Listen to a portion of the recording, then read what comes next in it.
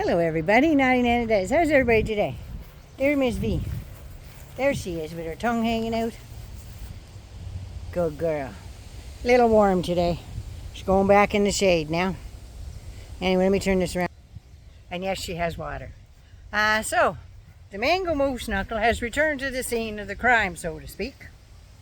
He has decided to go to Washington, to Capitol Hill. Well, not exactly on the hill, because he's not welcome by everybody up there, especially the Capitol Police. So there's that. So anyway, he's up there. First he met with Congress, all them ass kissers. He walks in the room and he looks at Marjorie and he waves to Marjorie and he goes, "Are you being good to Mike Johnson?" And she went, "Eh." And he goes, "Come on, you gotta be good to Mike Johnson." And she's like, like pretty much, yeah, that's gonna happen. But anyway, they got to meet their savior, the king of lying for Jesus. Lying for Jesus. Yep, their king and savior. I mean, I already told you. That was a loud motorcycle. I already told you while he was in the White House there that I am the chosen one. Tell you, when he's telling you stuff, believe him. So there's that. And he's telling them that they should get along, and when they're out on the campaign trail that they need to, I guess he realizes that the abortion issue kicked his ass since 2018. But now he's telling them to go and talk about abortion correctly, which I interpret to mean we'll talk about abortion and tell everybody how they're for exceptions like rape and incest and the life of the mother, and he wants a 15-week ban. That's what he's going to tell you on the campaign trail, and that's what he's telling them to tell everybody. Because if, God forbid, if they get in, that will change like that. That will change in a New York minute, change in a heartbeat, pick your metaphor. So there's that. And he also told them that he has a few people around him there, right? But he says not everybody likes him. Basically, he said that the GOP are dirty, rotten bastards. Yeah, to their face. And they're smiling and clapping. They must have been doing doubles of the Kool-Aid today. I swear to God, and chugging through a keg funnel on their heads by the look of it. So yeah, all clapping and smiling and going on. Imagine if somebody called you a dirty, rotten bastard to your face. Would you be hanging out with them anymore? I'm afraid I'd be closing the door, just saying. So he returns to the scene of the crime. And all he does, he gets over to the Senate, has their own building and stuff. Now you got to remember, he's not on Capitol Hill. He's like a couple blocks away. And some of these government-run houses or buildings that they're allowed to meet at. Let's put it that way. So yeah, he's at the scene of the crime a couple blocks away. I think he's a little pissed that he couldn't walk them halls. But didn't give a shit to walk through them when he was president either, so it doesn't matter. But my point is, goes over to the Senate House, and all the you-know-whos are there, right? Seen Nancy Mason, little Katie Britt, the little Gilead bride there, commander's wife. She was there smiling and clapping, and they all had that glazed over look on their face. Like even Grassley was there. I'm not sure he knew he was there. The man's what, 97 years old, 98 years old? I don't know, or he will be by the time he gets out of office. So yeah, Chuck Grassley was there.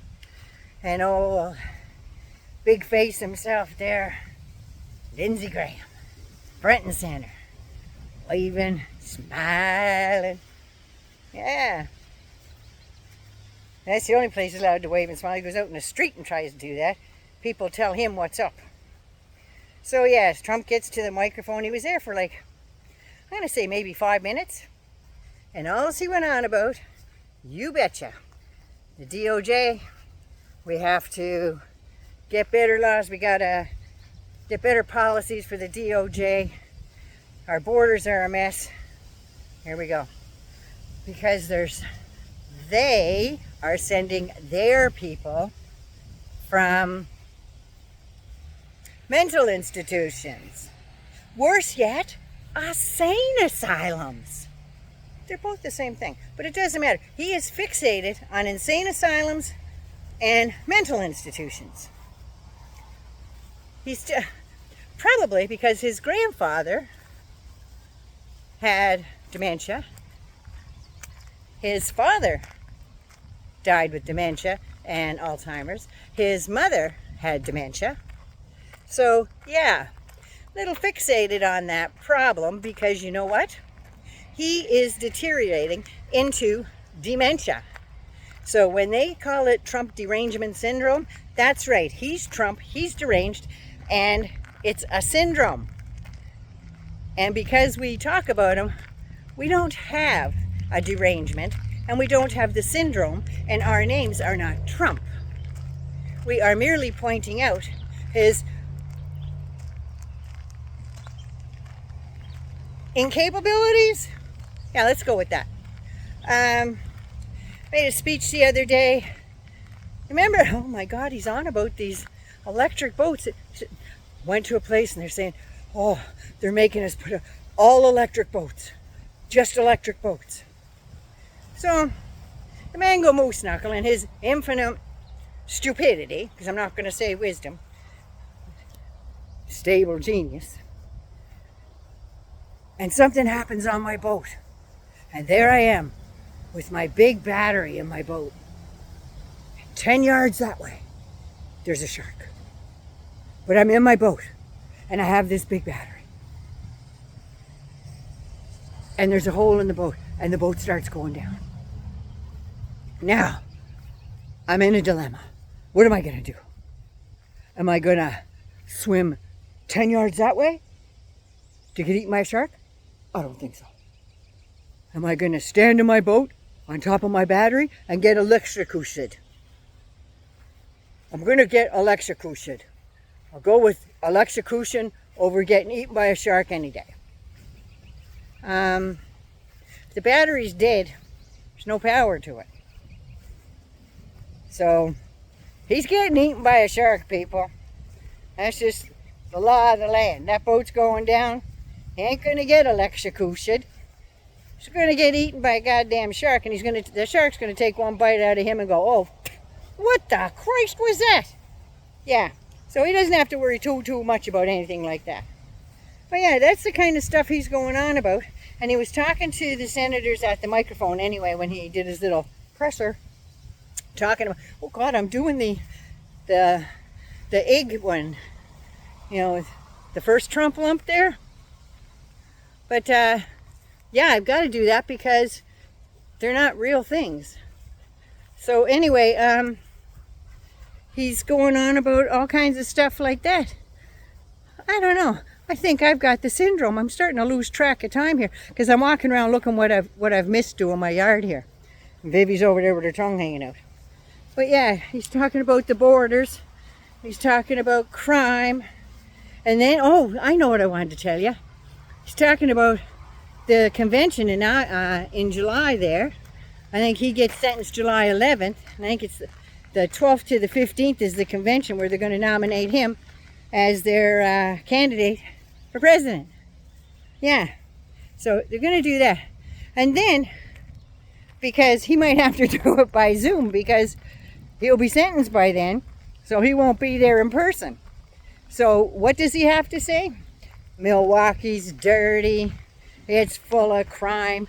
Why would they make us go to that city for this convention? Not thank the city for hosting them.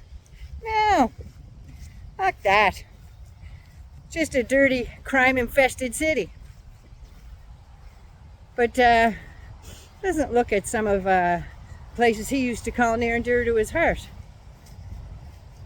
And I guess it's neither here nor there now. So that's what's happening in the news today. The convicted felon returns to the scene of a crime. There's lots to do about crime and him, isn't there? They just seem to go hand in hand. Anyway, 99 loves you. Talk to you later. Be good, be safe. Please take care of you. You're already here. Hit that little thumb. Neat, neat. You're already here. And like I said before, what's not to like? We have a lot of fun over here. So like it, love it.